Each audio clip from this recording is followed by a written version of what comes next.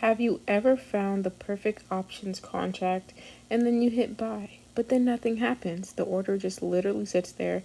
There's no contract, there's no confirmation, there's no active trade. You can't see your profit increasing or decreasing.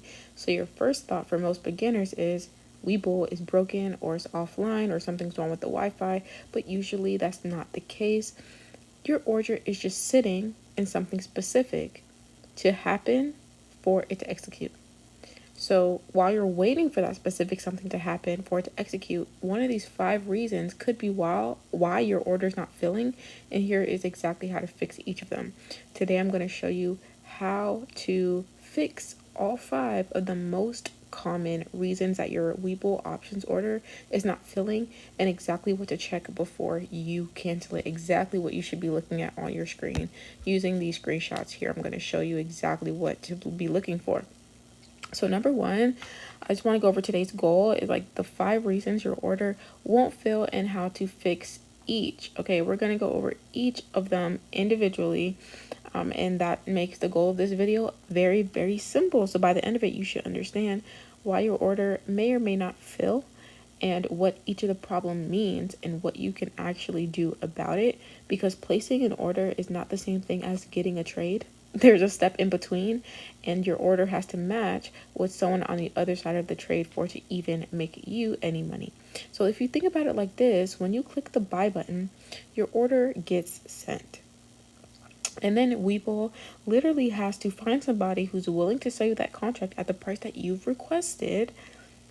And then if those two things do not match, and you never actually match with the seller, then your order just waits. So you buy it, and then your order is sent, and then it tries to match with the seller. But if this never happens, if your order never fills, and this part never happens, then you actually just never have a trade, and then your order will just sit. It will literally just sit, and it just waits. And you'll be able to see that inside of your Webull. So the first reason is that you have the incorrect order type. So that means that your order is not going to be filled because of the type of order that you selected. So there are 2 main types of orders. In the previous video, we went over both of them and which one that beginner should be using. That's in the video directly before this one. So that is either going to be a market order or a limit order. Those are the main 2 that beginners use. So a market order is here in the second option that we can see here, and what it basically says is, I want this option right now, give it to me at the current price. I don't care what the available price is, give it to me at what it is right now. And these orders prioritize speed. So a limit order is actually the one above it, and this says that you buy a security at a fixed price. So this is, I want this option and I can get it at a specific price, and that's the only time that I want it, is if it's at a specific price. So it's at a fixed price or better, aka a fixed price or lower. So that means you're getting in at what you want or at a better price, and you're prioritizing price when you pick a limit order. Now, if you want to understand more about that, I have a full video on it in the previous video, or just make sure you're watching the playlist in order, because it's meant to be watched in order. That playlist is linked in the description box and in the comment section. So I want to give you a quick example of these. Let's say you're looking to buy an option. It's currently showing $200 is going to be what you pay for it. So you place a limit order at $180. Cool. Then Webull is going to wait until somebody is willing to sell that contract at exactly $180. If nobody wants to sell at that price, the order is never going to open, even though you placed it. It'll just sit there in a wait, and it will never become active. Nothing is wrong. It just means that the limit order price that you've requested, the exact price that you wanted, that 180, was never met, and nobody wants to take that off your hands. So that is just going to sit, and it's either going to cancel when it is expired, or it's going to eventually fill, and it'll just sit there until it fills or expires. So the micro loophole is that most beginners are going to get so confused, because even when your price is reasonable and you're like, this should have been filled, what's going on? Even when your price is reasonable and you clicked buy, the market can still change before the order fills. So even if you choose a limit order, and the limit price that you put, which we talked about in the previous video, you put, a good limit order price, it can still change before that even happens. So now that covers the first reason. Now let's talk about the second reason, which is that your price moved. Again, the market can change before your order fills, even if your limit price was reasonable. So why would that happen? It's because option prices literally move constantly. These numbers you see on the screen are stagnant, which means they're just here. You can just see the numbers because they're screenshots. But when you are looking in the market as the market's actually open, these numbers don't ever stand still. They're constantly moving and changing constantly, and they move very quickly and constantly. So you might see a contract at one price and then place your order, and by the time the order reaches the market, the price has already changed. It happens all the time. It's very normal. You might see an option for $150. You might place the order, and you might place it at $150 for a limit order. A few seconds later, it's trading at $170. So the original price is no longer available, and the order just sits there and waits, even though it was just there. It was just at your price point and it just spiked up. It doesn't matter. It's never going to be, it's probably never going to fill for your available price for a while because it's moved away from what you originally wanted. So your order is just going to sit there and wait. And then some people ask me, they're like, well, why do my order just sit there and I literally saw that price? It's because when you're looking at the price, it literally doesn't matter what you're looking at. What actually matters is that the price is available when your order reaches the market. Just because you see a price does not always mean that the price is still available when when the order actually reaches into the market. So that is the second reason that your order may not fill, is because the price moved right as you were getting in or as you were placing that order, and it's moved away. So now let's talk about the third reason, which is your bid and your ask spread. So if we look at this screenshot, what we're going to see is the third reason for bid and ask spread here. So every single option has two prices, bid and ask. Okay. So I'm going to circle them for you here. I'm just going to get this off the screen really quick, just so this doesn't distract us. And essentially, this is your ask, and this is your bid for your calls, and then you're asking your bid for your put side. If you don't understand this, watch the second video in this playlist, I believe, where I went over exactly how to get to this options chain and how exactly to read an options chain in full explanation. So when you're looking at your bid and your ask, which we've already explained in this playlist, every option contract is going to have these two prices for puts and calls, the bid and then the ask. So the bid is what buyers are currently offering, and the ask is what sellers are currently asking for. The difference between them is called a spread. You literally subtract the two numbers and that is going to be your spread.